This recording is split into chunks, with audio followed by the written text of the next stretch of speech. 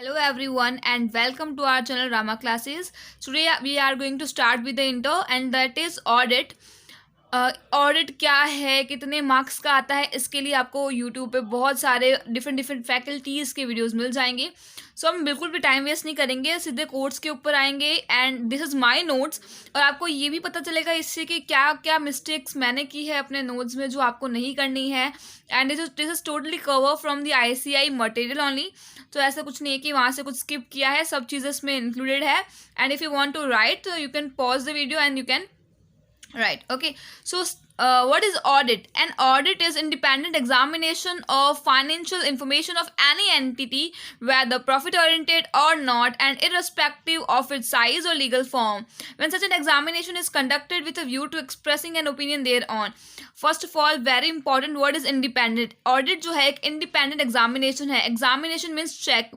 जब हम कोई भी entity में जाते हैं, कोई भी पर्टिकुलर फर्म कंपनीज कहीं पे भी, तो उनकी क्या हम चेक करते हैं financial information. Financial information means financial statement, that is a balance sheet, trading and profit and loss account, right. तो जब हम उनके चेक करेंगे, चाहे वो कोई भी एंटिटी का हो, तो हमारा एग्जामिनेशन कैसा होना चाहिए, इंडिपेंडेंट होना चाहिए. यू आर फ्री फ्रॉम बायस, और आप वहाँ पे किसी के भी आइडिया से, ओपिनियन से इन्फ्लुएंस नहीं होने चाहिए.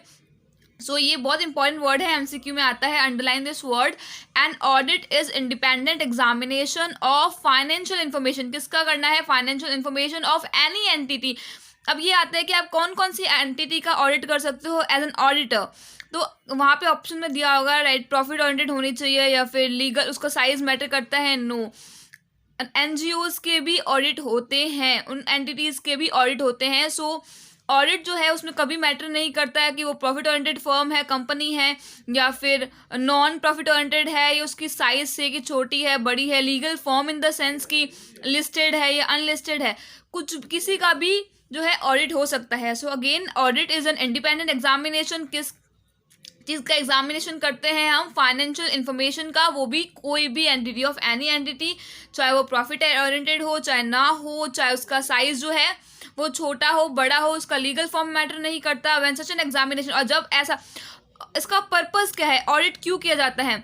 Because when such an examination is conducted with a view to expressing an opinion. ये वर्ड है ना, आपको हर जगह दिखेगा, ओपिनियन वर्ड. बिकॉज आप कोई भी एंटिटी का जब ऑडिट करते हैं एज एन ऑडिटर, तो आपको ओवरऑल लास्ट में क्या बताना है? अपना ओपिनियन बताना है कि जो बैलेंस शीट या जो फाइनेंशियल इन्फॉर्मेशन आप बता रहे हैं वो आपके अकॉर्डिंग एकदम ट्रू एंड फेयर है. तो आपको अपना ओपिनियन ही तो एक्सप्रेस करना है ना. ऑडिट क्यों किया जाता है? ओपिनियन को एक्सप्रेस करने के लिए. सो अगेन, अगर आपको मीनिंग नहीं समझ में आएगा तो आगे दिक्कत होगी. So again I am going to repeat that audit is an independent examination of financial information. It means financial statements of any entity, whether it is a profit oriented or not, चाहे वो छोटी हो या बड़ी, उसका legal form matter नहीं करता. और जब ऐसा एग्जामिनेशन कंडक्ट होता है, क्यों कंडक्ट होता है? Because we have to express our opinion whether that particular firm और entity whatever we are going to do audit, तो क्या वो प्रॉपर है कि नहीं, ट्रू एंड फेयर है कि नहीं. नाउ ऑब्जेक्टिव्स ऑफ ऑडिट, ये जो है यहाँ पे मैंने जैसे जैसे हमको मेंशन कराते थे तो यहाँ पे लिखा है, तो आपको भी अपने नोट में लिखना है दैट ये RTP में 2020 में है था, और May 19 में भी ये क्वेश्चन आ चुका है. ऑब्जेक्टिव्स ऑफ ऑडिट, तो हम ऑडिट समझ गए कि हाँ ऑडिट का मतलब क्या होता है, बट इसका कुछ ऑब्जेक्टिव्स हैं. सबसे पहले टू ऑब्टेन रीजनेबल एश्योरेंस. यहाँ पे रीजनेबल वर्ड इंपॉर्टेंट है. रीजनेबल, जब कोई ऑडिटर ऑडिट पे जाता है तो वो एक एश्योरेंस देता है कि पर्टिकुलर एंटिटी जिसकी उसने ऑडिट की है, उसका जो लास्ट में जो ओपिनियन दिया है वो फेयर है एंड ट्रू है, उसकी फाइनेंशियल इन्फॉर्मेशन करेक्ट है.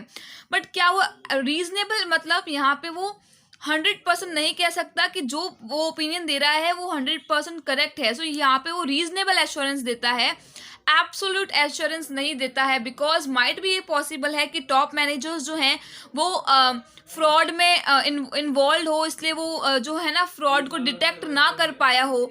सो इट मीन्स क्या, ऑडिट का पहला ऑब्जेक्टिव क्या है कि रीजनेबल एश्योरेंस ऑब्टेन करना. सो फर्स्ट ऑब्जेक्टिव क्या है कि टू ऑब्टेन रीजनेबल एश्योरेंस, ये ऑप्शन में आएगा. Then you have to understand कि यहाँ पे कैसा इंश्योरेंस होता है, रीजनेबल, एब्सोल्यूट एश्योरेंस नहीं होता है. Second is to ensure that financial statement as a whole are free from material misstatements. जब हम रीजनेबल एश्योरेंस क्यों देते हैं, ताकि हम ये इंश्योर कर सके जो फाइनेंशियल स्टेटमेंट्स है, मीन्स जो balance sheet and profit and loss account है, वो क्या है, फ्री है फ्रॉम मटेरियल मिसस्टेटमेंट। कोई भी तरीके की मिस्टेक से, ये बायस से वो फ्री है, उसमें कोई भी दिक्कत नहीं है। बट ये एश्योरेंस जो हम दे रहे हैं वो रीजनेबल ही होता है। Third is to report on the financial statement. यहाँ पे हमने डेफिनेशन में देखा कि वहाँ पे हम इतना सारा क्यों करते हैं ऑडिट, बिकॉज एट लास्ट हमें अपना ओपिनियन शेयर करना होता है। तो हम report on the financial statement, हम लास्ट में रिपोर्ट देते हैं कि जो फाइनेंशियल स्टेटमेंट है ये जो ट्रू है एंड फेयर है, इसमें कहीं पे भी कोई तरीके से मटेरियल मिसस्टेटमेंट इन्वॉल्व नहीं है। And at last to communicate as required by SAS। Okay, so हमको लास्ट में, जैसे हमने, अगर आपने अकाउंटिंग की डेफिनेशन पढ़ी है फाउंडेशन में, तो वहाँ पे भी ये मेंशन है कि कम्युनिकेट करना है। लास्ट में जो आपने रिपोर्ट दिया है फाइनेंशियल स्टेटमेंट्स पे, उसको कम्युनिकेट करना है। कैसे कम्युनिकेट करना है? As required by the SAI, the standards of auditing. Okay, so next is scope of audit. Scope of audit means, next is scope of audit.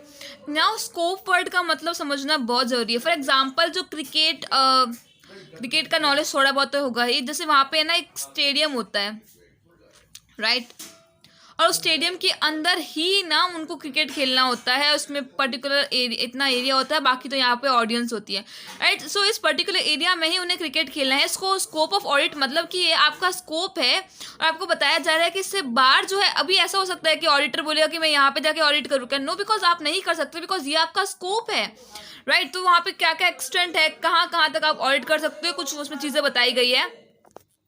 First scope is to form an opinion. Again मैंने कहा था opinion word again and again आएगा। Opinion form करने के लिए auditor को ये satisfaction होना चाहिए कि जो अकाउंटिंग इन्फॉर्मेशन जो एंटिटी में, फॉर एग्जांपल कोई प्रॉफिट ओरिएंटेड, मान लेते हैं कोई प्रॉफिट ओरिएंटेड कंपनी में, फर्म में जो ऑडिटर है वो वहाँ पे ऑडिट करने गया, तो जो भी अकाउंटिंग इन्फॉर्मेशन देगा उसी के अकॉर्डिंग वो फाइनेंशियल स्टेटमेंट्स बनाएगा। तो उसे ये पता होना चाहिए, उसे ये सेटिस्फेक्शन होना चाहिए that what ever accounting information is given by that particular entity is reliable and sufficient as the basis for which financial statements is going to prepare. So अगर उसका ओपिनियन तभी अच्छी तरीके से वो दे पाएगा जब जो ऑडिटर है उसको सेटिस्फैक्शन होगा कि जो पर्टिकुलर एंटिटी में वो ऑडिट करने गया है वहाँ पे जो अकाउंटिंग इन्फॉर्मेशन जो उसको दी गई है वो रिलायबल है एंड सफिशिएंट है, ताकि वो प्रॉपरली प्रिपेयर कर पाए अपनी financial statements. Clear? So first scope ये है। सेकंड, अगर यहाँ पे क्या है कि अगर उसको पहले अकाउंटिंग इन्फॉर्मेशन ही प्रॉपरली नहीं देंगे, अगर उसको उसमें ही सेटिस्फैक्शन नहीं होगा, तो उसका ओपिनियन जो है वो ट्रू एंड फेयर नहीं निकल के आ पाएगा। सो इट मीन्स उसको सेटिस्फैक्शन होना चाहिए। Second is all aspect of the enterprise to be covered in audit. ऐसा नहीं है कि उसने जो जो दे दिया है, फॉर एग्जाम्पल पर्टिकुलर एंटिटी ने जो जो एस्पेक्ट्स बताए हैं वही कवर होंगे। एक ऑडिटर को सारे एस्पेक्ट्स जो कि अफेक्ट करेंगे फाइनेंशियल स्टेटमेंट्स को, वो सभी एस्पेक्ट ऑडिटर को कवर्ड करने हैं अपने ऑडिट में। Third is informing his opinion, the auditor should also decide whether the relevant information is properly disclosed in the financial statements. Again जब वो ऑडिटर जो है ऑडिट करेगा तो अपना ओपिनियन को फेयर एंड ट्रू बताने के लिए ऑडिटर को ये पता होना चाहिए, उसको डिसाइड करना पड़ेगा कि जो भी रिलेवेंट इन्फॉर्मेशन है वो प्रॉपरली उसने फाइनेंशियल स्टेटमेंट्स में डिस्क्लोज की है कि नहीं। फॉर एग्जाम्पल एक दो अगर उसने स्किप की होगी तो उसका जो ओपिनियन होगा वो फेयर नहीं आएगा। सो एट लास्ट इतनी सारी ऑडिटिंग क्यों करते हैं कि हमारा जो ओपिनियन है वो ट्रू एंड फेयर निकल के आए। सो यहाँ पे 3 जो स्कोप है हमने कवर कर लिए। एक छोटे से हम ग्लिम्स से वापस स्टार्ट करते हैं। फर्स्ट स्कोप ये है कि जो अकाउंटिंग इन्फॉर्मेशन जो कोई भी एंटिटी का हम ऑडिट करने जाएंगे तो ऑडिटर को ये सेटिस्फैक्शन होना चाहिए कि जो भी अकाउंटिंग इन्फॉर्मेशन प्रोवाइड की है वो रिलायबल है एंड सफिशिएंट है फाइनेंशियल स्टेटमेंट्स को प्रिपेयर करने के लिए। सेकंड क्या है कि जो भी एस्पेक्ट जो एंटरप्राइज के हैं जो कि फाइनेंशियल स्टेटमेंट्स को अफेक्ट करते हैं वो कवर्ड होने चाहिए ऑडिट में। एंड थर्ड क्या है कि जो भी ओपिनियन वो उसका आएगा वो ट्रू और फेयर होने के लिए ऑडिटर को डिसाइड करना पड़ेगा कि जितनी भी रिलीवेंट इन्फॉर्मेशन है अकाउंटिंग क्या उसने प्रॉपरली डिस्क्लोज की है या नहीं। Fourth is the auditor is not expected to perform duties which fall outside the scope of his competence. यहाँ पे देखा था कि अगर ये जो है यहाँ पे क्रिकेट खेला जाता है तो ऑडिटर यहाँ पे जाके नहीं खेल सकता ना। इट मीन्स कोई क्रिकेटर ऐसा बोलेगा कि मुझे यहाँ पे खेलना है, इट्स नॉट पॉसिबल। तो यहाँ पे इस पर्टिकुलर सेंटेंस में ये बताया कि ऑडिटर जो है वो उसे अपने ड्यूटीज़ के अंदर ही काम करना है, जो स्कोप उसे बताया गया है उसके अंदर ही काम करना है। और ऐसा बिल्कुल भी एज एन वो एक्सपेक्ट नहीं करते हैं ऑडिटर से कि वो उसके स्कोप से बाहर जाके काम करे। ये पॉइंट इम्पॉर्टेंट है। constraints on the scope of audit that impair the auditor ability to express an unqualified opinion should be set out in his report. इसका मतलब ये है कि फॉर एग्जांपल जो अकाउंटिंग इन्फॉर्मेशन, अब हम वहाँ पे ऑडिटर गया, मान लो वहाँ पे किसी मैनेजर के पास है, उसने बोला कि मुझे ये चीज़ें चाहिए, प्लीज़ आप मुझे प्रोवाइड कर दो, कि आपकी फिक्स्ड असेट्स बता दो, उसकी वैल्यू बता दो, ये जो भी उसने मांगा, और फॉर एग्जाम्पल उस मैनेजर ने उसे नहीं दिया, तो यहाँ पे क्या होगा कि जो ऑडिटर का काम है उसमें लिमिटेशन, कॉन्स्टेंट मतलब रेस्ट्रिक्शंस या लिमिटेशन लगाने की कोशिश कर रही है वो पर्टिकुलर एंटिटी, और इसके वजह से वो अफेक्ट कर रहा है ऑडिटर को, और इसके वजह से ऑडिटर का जो ओपिनियन है वो फेयर नहीं आ पा रहा है, बिकॉज उसे उसको जो चीज़ें चाहिए वो उसके पास नहीं है, उसके ऊपर लिमिटेशंस लगा दी है पर्टिकुलर एंटिटी ने। इसकी वजह से ऑडिटर अपना काम अच्छे से नहीं कर पा रहा है, वो अपना ओपिनियन नहीं दे पा रहा है।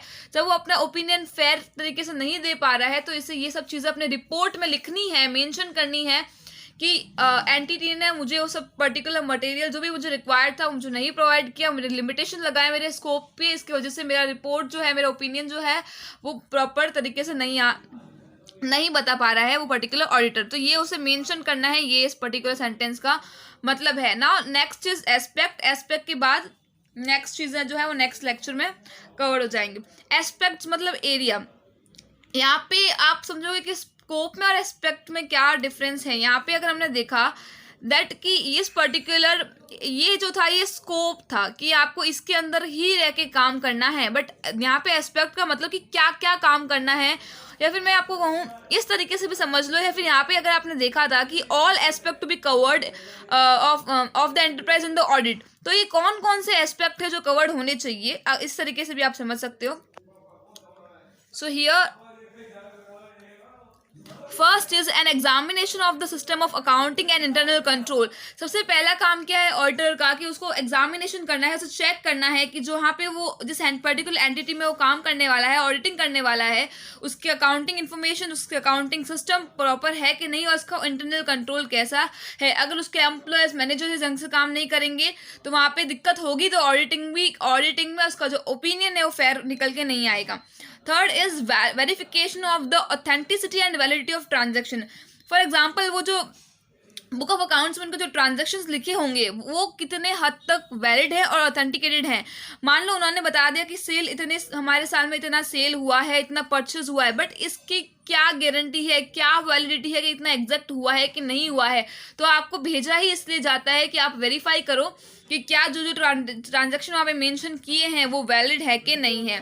Third is comparison of the items of the FS means financial statement with the underlying records. For example अगर वहाँ पे लिखा है कि परचेज इतना है तो आपको कंपैरिजन करना है कि वहाँ पे आपको परचेज रिसिप्ट मंगानी है, या फिर भी जो भी ट्रांजैक्शन वहाँ पे हुए हैं उसकी प्रॉपर रिकॉर्ड्स जो होंगे उसे कंपेयर करना है कि जो जो चीज़ें फाइनेंशियल स्टेटमेंट्स में लिखी है, जो जो आइटम्स लिखे हैं क्या रियल में उनकी वैल्यू है। फॉर एग्जांपल वहाँ पे लिख दी होगी कि ये 4 मशीन्स हैं, तो हमें आपको देखना पड़ेगा कि हाँ 4 मशीन की रिसिप्ट देखनी होंगी। आप उस पर्टिकुलर एंटिटी में जाके देख सकते हैं कि रियल में उनकी 4 मशीन्स हैं कि नहीं है, right. So fourth is verification of the title, existence and value of the asset.